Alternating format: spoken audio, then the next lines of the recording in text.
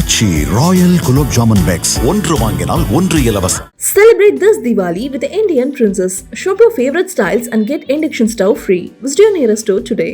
தனுர் ராசி அன்பர்களே, அக்டோபர் மாதத்தில் ஏற்படக்கூடிய ஆதாய பலன்கள் என்னென்ன, விரயங்கள் ஏதாவது இருக்கிறதா, வழிபாடு என்ன, பரிகாரம் என்ன, செல்ல வேண்டிய கோவில் என்ன, இதெல்லாம் நம்ம ஒவ்வொன்றாக பார்க்கலாம். இந்த பலனை பார்க்குறதுக்கு முன்னாடி ஒரு தகவல் உங்களுக்கு சொல்லணும். உங்களுடைய ராசியாதிபதியாக இருக்கக்கூடிய குரு பகவான், மீன ராசிக்கும் அதிபதியாக இருக்கக்கூடிய குரு பகவான் இப்போது மிதுன ராசியில் சஞ்சரித்து கொண்டிருக்கின்றார். அடுத்த வீட்டிற்கு அதிசார கதியில் பயிற்சி ஆகிறார். வாக்கிய பஞ்சாங்கப்படி, திருக்கண பஞ்சாங்கப்படி கொஞ்சம் வித்தியாசம் இருக்கும் நாட்கள் முன்ன பின்ன. ஆனால் இந்த அதிசாரன்றது ரெண்டுத்திலையும் இருக்கின்றது. அப்போது இந்த அதிசாரமாகி அவர் அடுத்த கடகராசிக்கு வருவார்.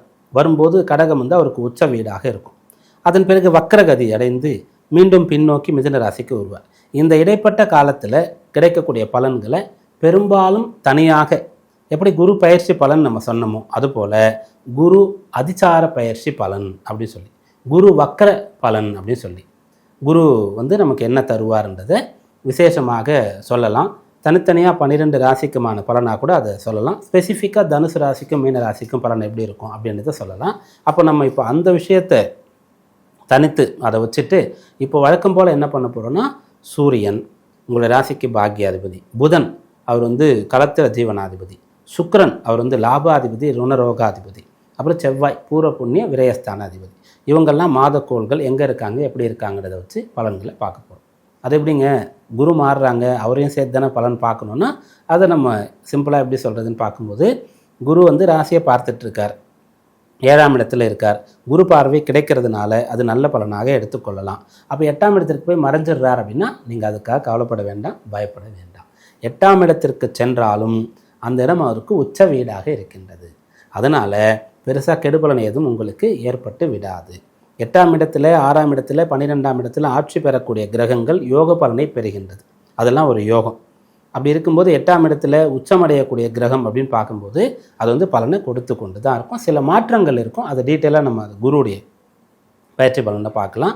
ஆனால் நீங்கள் வந்து 8க்கு போகிறாரேன்னு கவலைப்பட வேண்டாம், சரியா? இப்போது சூரியன் ராசிக்கு பாக்யாதிபதி, அப்படிப்பட்டவர் எங்கே இருக்கார்? ஜீவனஸ்தானத்தில் இருக்கார். ரொம்ப நல்லது. 10ல் சூரியன் இருக்கிறது அவ்வளோ விசேஷம். அதெல்லாம் அவ்வளோ சீக்கிரம் கிடைக்காது, வருஷத்துக்கு ஒரு முறை தான் கிடைக்கும்.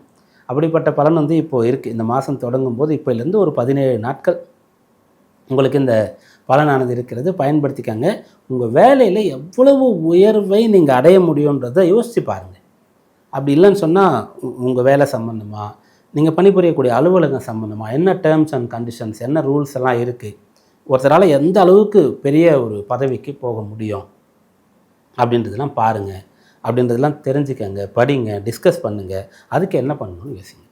பிஸ்னஸ் பண்ணுறவங்க வந்து அந்த பிஸ்னஸை எந்த அளவுக்கு பெருசு பண்ண முடியும், அந்த நீங்கள் செய்யக்கூடிய பிஸ்னஸில் எவ்வளோ வளர்ச்சி அடைகிறதுக்கு வாய்ப்பு இருக்குது, உங்களால் உங்கள் தகுதிக்கு எவ்வளோ இன்வெஸ்ட் பண்ணி எவ்வளோ பேரை வேலைக்கு சேர்த்து, எவ்வளோ கான்ட்ராக்ட் எடுத்து, டெண்டர் எடுத்து, எவ்வளோ பேரை சேர்த்து, வாடிக்கையாளர் அதிகம் பண்ணி அதை பெருசு பண்ண முடியும் அப்படின்ற வகையில் பாருங்கள். அப்படியாக உத்தியோகம், தொழில், இதில் முன்னேறத்துக்கு என்ன வாய்ப்பெல்லாம் இருக்குதுன்னு தேடுங்க, யோசிங்க, படிங்க, கற்றுக்கங்க.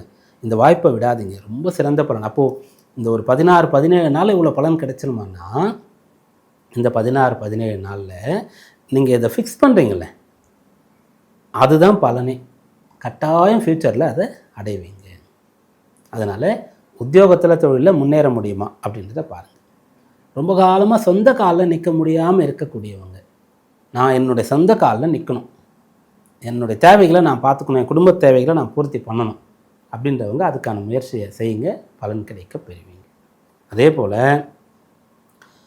எனக்கு வந்து ஒரு ஒழுக்கமான ஒரு நிலை வேணும், நான் வந்து ஒரு கௌரவமான நிலைக்கு போகணும், எல்லோரும் ஏற்றுக்கொள்ளக்கூடிய நிலை, எல்லோரும் வந்து என்னை பார்த்து மதிக்கக்கூடிய ஒரு நிலை, இதெல்லாம் எனக்கு வேணும். இவ்வளோ நாளாக கிடைக்கலன்னா முயற்சி பண்ணுங்க, கிடைக்கும். யாருக்கெல்லாம் வந்து தீய பழக்கம் இருக்கிறதோ, அதை கைவிடவே முடியலையோ, அதனால தான் எல்லாத்தையும் இழக்கிறீங்களோ, அதுலேருந்து மீண்டு வர முயற்சி செய்யுங்க. தீய பழக்கன்றது ஒருத்தர் வந்து மது, புகை அப்படின்னு சொல்லக்கூடிய விஷயங்கள்லாம் இருக்குது இல்லையா, இது. இன்னொன்று வந்து இந்த கேம்பிளிங், சூதாடுறது அப்படின்ற ஒரு நிலை. அதை தாண்டி இப்போது எல்லோரும் ஏற்றுக்கொள்ளக்கூடிய ரொம்ப ஈஸியான ஒரு தீய பழக்கம் என்னென்னா, இரவு நேரத்தில் நிறைய நேரம் ஃபோன் பார்த்துட்ருக்கிறது. அது வந்து நம்முடைய உடலை அவ்வளோ கெடுக்குது. நான் விளையாட்டாக கூட சொல்லுவேன், கடவுள் வந்து நம்மளை கிரியேட் பண்ணுறாருல, மனுஷனை படைக்கிறார்ல, அப்போ செல்ஃபோன் கிடையாது. அதனால் நம்முடைய கண்களெல்லாம் அவர் வந்து ஒரு ஒரு நாளில் பாதி நேரம் வெளிச்சத்தை பார்க்குறதுக்கும் பாதி நேரம் இருளில் இருக்கிறதுக்கும் ஏற்ற மாதிரி படைச்சிருக்கார். அதனால் ஃபோன் இப்போ கண்டுபிடிச்சதுனால அந்த கண் வந்து அதுக்கேற்ற அளவுக்கு அதை பார்த்து நல்லா இருக்க போகிறது கிடையாது. அந்த கண்ணு தான் வந்து சர்வேந்திரியானாம் நேத்திரம் அப்படின்னு சொல்லுவோம், அதாவது பிரதானம்னு சொல்லுவோம். எல்லா இந்திரியங்கள்லேயும் நேத்திரம்னு சொல்லுவோம், கண்ணு தான் பிரதானம். அதை வந்து நம்ம கெடுத்துக்கொள்ளக்கூடாது. அப்படி தனுராசியில் இருக்கிற நீங்கள் எந்த ஒரு பழக்கத்திற்கு அடிக்ஷனாக இருக்கீங்களோ, ஏன்னா பொதுவாக குருவுடைய ராசியில் இருக்கக்கூடியவங்க வந்து மற்றவங்களுக்கு குருவாக இருப்பாங்க, பழக்கத்துக்கு அடிமையாக மாட்டாங்கன்ற பொதுவான கருத்து இருக்குது. ஆனால் ரொம்ப ரிஸ்க் என்னென்னா, தனுர் லக்னத்திலையோ தனுர் ராசிலையோ அல்லது மீன லக்ன ராசிலையோ பிறந்துட்டு குரு கெட்டுட்டாருன்னா ஆப்போசிட்டாக போயிடும். அவ்வளோ தீய பழக்கம்லாம் வந்துடும். ஒரு சில பேர் அதை மெயின்டைன் பண்ணுறதுக்கு அவ்வளோ கஷ்டப்படுவாங்க. அந்த பழக்கம் இருக்குதுன்னு மற்றவங்களுக்கு தெரியக்கூடாதுன்றதுக்கு அவ்வளோ பாடுபடுவாங்க. அதனால் அப்படிலாம் இருந்ததுன்னா அதெல்லாம் விட்டொழிக்கிறதுக்கான காலம் இது. எப்போது? முதல் 16-17 நாட்கள் அக்டோபர் மாதத்தில்.